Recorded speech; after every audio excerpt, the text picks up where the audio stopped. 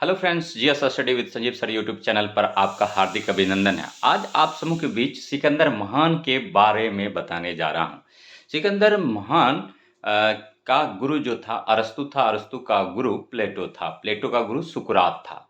जैसा कि हम लोग जानते हैं, सिकंदर विश्व विजेता था और सिकंदर जब अपनी रणनीति बनाता था तो राजा को धैर्य, साहस रखना चाहिए और गंभीर रहना चाहिए।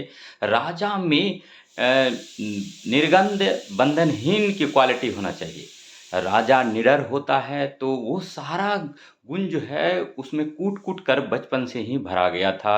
उनके गुरु का नाम अरस्तु था। अरस्तु कई विषय के जन्मदाता हैं, जैसे फादर ऑफ बायोलॉजी की बात करें तो अरस्तु है। वहीं पर बात करें फादर ऑफ मतलब फादर ऑफ पॉलिटी की बात करें तो अरस्तु है। तो अरस्तु विश्व विजेता कहलाने से पहले उनके पास सैनिकों की संख्या कम थी, लेकिन जो भी सैनिक था योग्य था और जब कहीं किसी देश पर चढ़ाई करने जाता था, तो वो सबसे पहले अपने ऑप्शन को जलाता था।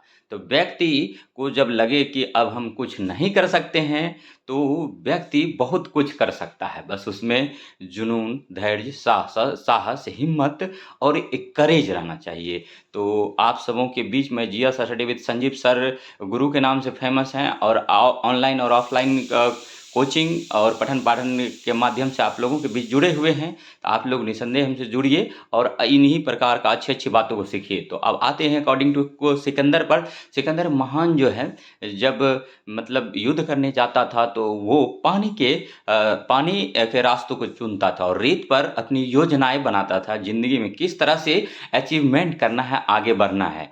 आदमी के पास कई समस्याएँ आता है। एक समस्या ऐसा भी आता है कि आदमी सब कुछ खो देता है, लेकिन फिर भी बड़ी हिम्मत, साहस, मेहनत करके आगे बढ़ने का योजना बनाना चाहिए। तो सिकंदर महान अपने सारे ऑप्शंस को जला देता था, डिलीट कर देता था अपने माइंड से। उसके बाद फिर एक नई सोच, नई उमंग के साथ योजना बनाता था और उसको अचीव करता था। तो इसीलिए हम आप सबों से भी उम्मीद रखेंगे। समस्याएँ आती हैं, बाधाएँ आती हैं, ज़िंदगी है, संघर्ष का नाम ही ज़िंदगी है तो संघर्ष तो आएगा ही, लेकिन इन संघर्ष का डट कर सामना करना है।